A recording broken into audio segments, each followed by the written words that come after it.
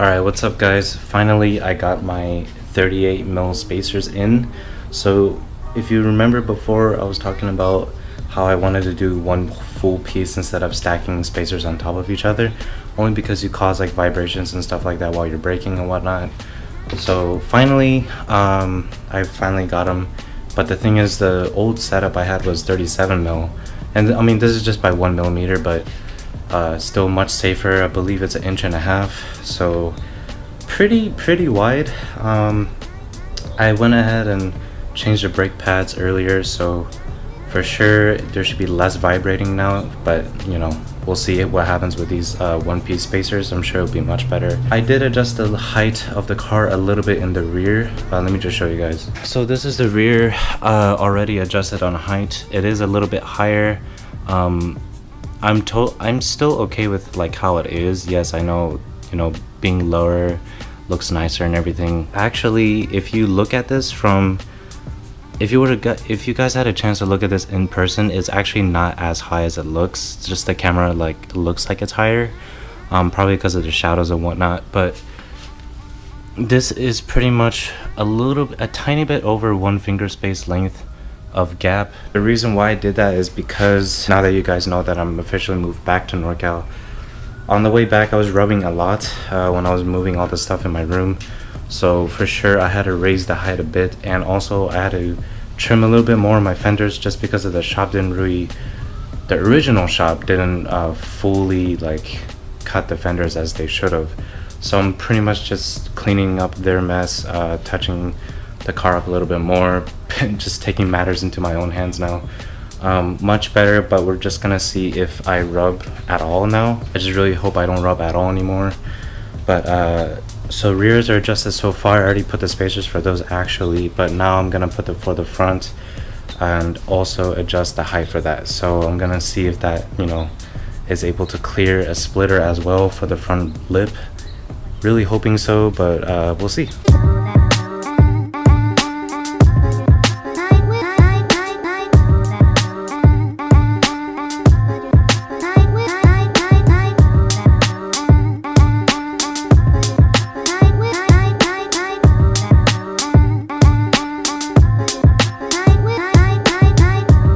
Okay, so for those of you who didn't watch the previous video where I stacked these spacers, originally, well, you just saw it now, but this is a 25mm spacer, and on top of this I had 12mm spacer, which is kind of weird because usually it goes by like 5s or 10s or 15s.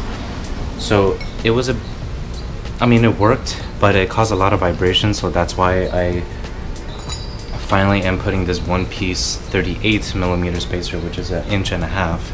So hopefully this causes less vibrations. Pretty much it's just safer overall, and like I said before, I would do this eventually. So I'm gonna go ahead and put these on.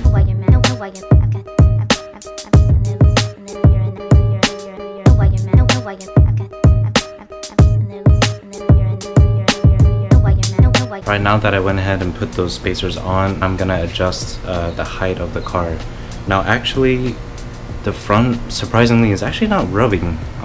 It's doing really good. The only reason why I'm adjusting is because I want to even it out from the rear, also being able to clear a splitter for the front.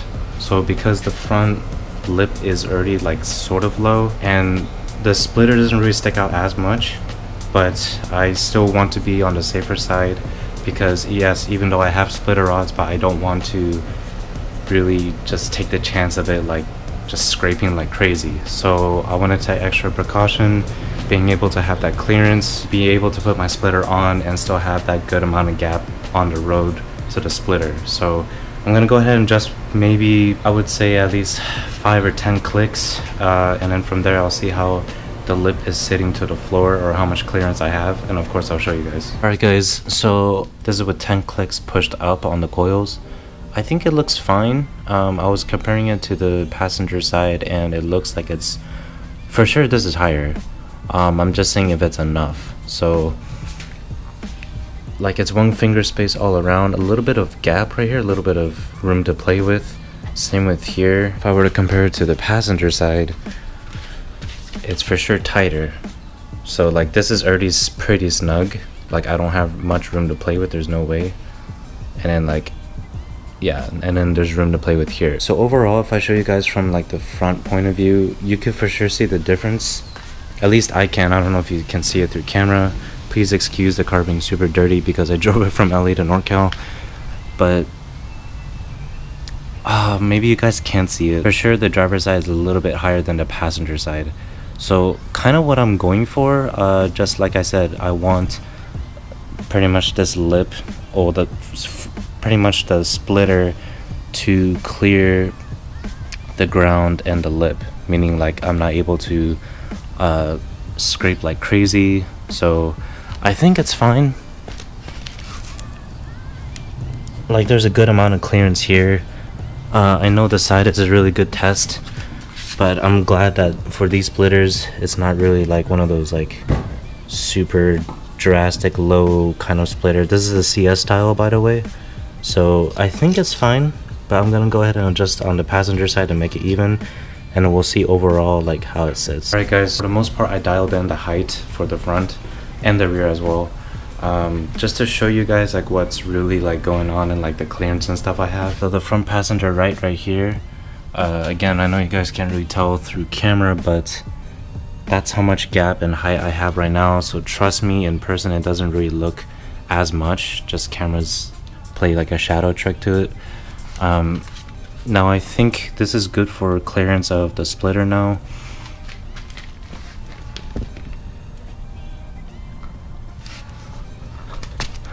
It still looks a little low, but I think it's like doable. I think it will work. The splitter is right there, so I will show that in the next video. I'm not going to show in this video, but pretty much it's really thin, and it doesn't really stick out as much. The most it'll stick out is maybe like up to here where my thumb is. So given I also have splitter rods too, so I can bend a tiny bit of that splitter like upwards, so this part can go a tiny bit up, just so it can, you know, allow more clearance and stuff for driveways and whatnot. But I think for the most part it's really good in terms of height. It looks really even, and I know, so another thing I did take into consideration is this floor. I know it's a little bit uneven, but I measured the coil itself so it can match the other one, and doing so I think it works out. This is the other side of the gap, tire gap to the flare. So again, it's about like 1 finger space, a little bit over 1 finger space, just to have that little bit of cushion. And then for the rear also is the same like deal. But that's pretty much it, guys. I will let you know in the future videos of like how the vibration is with the one piece wheel spacer 38mm, and then just overall the clearance and if there's any rubbing and stuff. So that's pretty much it, guys. Pretty beat for today, but I'll catch you guys later. I'll keep you guys updated as always. See ya.